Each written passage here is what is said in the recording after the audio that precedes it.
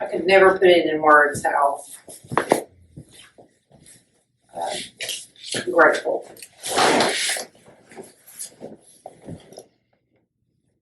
Just grateful. Like emotions be felt and then made and then saw from like another human being and felt their own feelings from what you felt. You know what I mean? I think so. It's kind of hard to wrap your head around, really.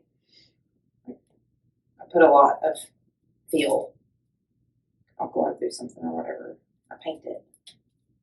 That's how I process. I think that's what makes you and your work so special. For me, because I paint as a hobby, you say that you don't feel like an artist or that you're artistic. Mm-hmm. I think most of the community would disagree with you. But as someone who paints as a hobby, I find it very difficult to feel my feelings while I'm painting, and I think that's what makes your work so special. That you're not afraid to let things out and to... I don't know how not to, really. I guess it's just where it resides. Like, I don't talk about feelings well or communicate well. So it's a place to put it. Like, some people journal and they write their words, they write their feelings. Like, I've never been able to sit and like journal how I feel and actually like work through anything. It always just ends up being like a mess, really.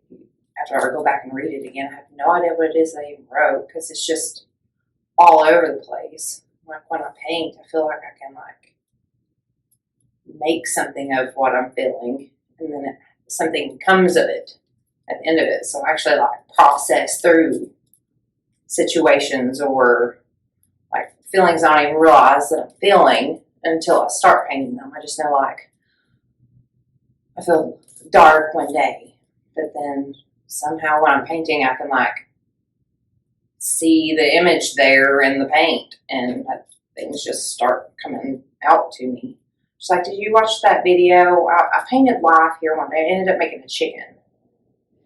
I don't think I've seen it. So I used like palette knife or whatever, and I would come in here and paint live, and I would just start with a color and just randomly start painting. And it's on Wondering M's, I think. It's on Lacey's live feeds. And I was thinking more of like Trojan horse as I was painting it. Like, when I was sitting in front of it, it looked like more Trojan horse, like their helmet things they had on their head. Like, that's what I was seeing in my head. And then I walked away from it, and I was like, it's a chicken. And I came back in and finished it as a chicken. But in the beginning, that's not what I was seeing, like, happening. I was looking at it backwards. And that's kind of how I like sit down and work through my emotions, is I just start like seeing stuff in the paint, and then I'm registering what I'm seeing, and then it creates feeling. And it all just kind of like happens. I don't know. That's why I don't feel artistic, because it's just burying your souls, like poets who don't realize that they're poets because they're just writing their feelings.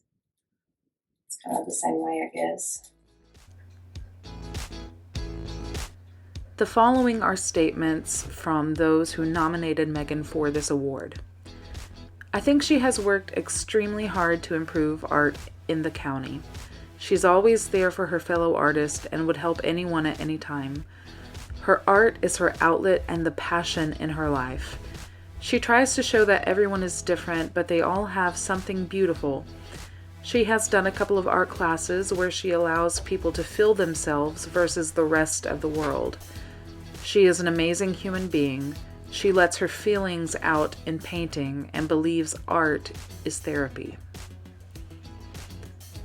As a member of the LGBTQ community, Megan's art is always representative of the courage and acceptance that's necessary to be a part of that community. but also an ally of the community. She is also always willing to uplift other artists and never acts as a gatekeeper to the arts. Megan's art is always teaching acceptance and love, things that we all could use a little more of. Megan is a ray of sunlight everywhere she goes. While she is so incredibly talented, she's also humble and helpful, even when she doesn't need to be. She always lifts everyone around her up as much as she can, and I believe that shows in her art. Of herself, Megan says, "I work hard and try to give the best experiences when it comes to my art as possible. I want the community to see that art to me is pure passion, which motivates me to work hard to share positivity. I want them to feel connected, allow them a place to escape, and hopefully allow them the chance to have a personal experience with a piece that they are drawn to. I truly love being able to share my heart and soul with the community and be able to get the feedback that they have to offer me."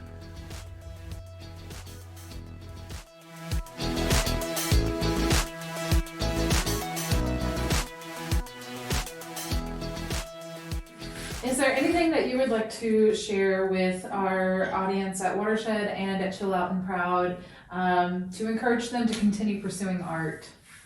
Oh. Processing. Like, that's huge. Process yourself. And Tam and I wouldn't be where we are if it wasn't for art. So, like, I wouldn't even know that I loved her if it wasn't for art. Like, it's so much. There's just, art is very dear to me because of finding her and figuring out who I am as a person, much less like being able to love somebody else. And then having to go through the journey of loving somebody else and it looking different to other people. So art has been a big part of dealing with day to day with me and Tam, both of us, because she sees me go through all the processes of it and she's always beside me. If you see me in an event, you're going to see Tam because she's always there through all of it. So art is like a family thing for us now, like with the girls and everything. Like, we always do that stuff together. It's our hobby. It's not really mine.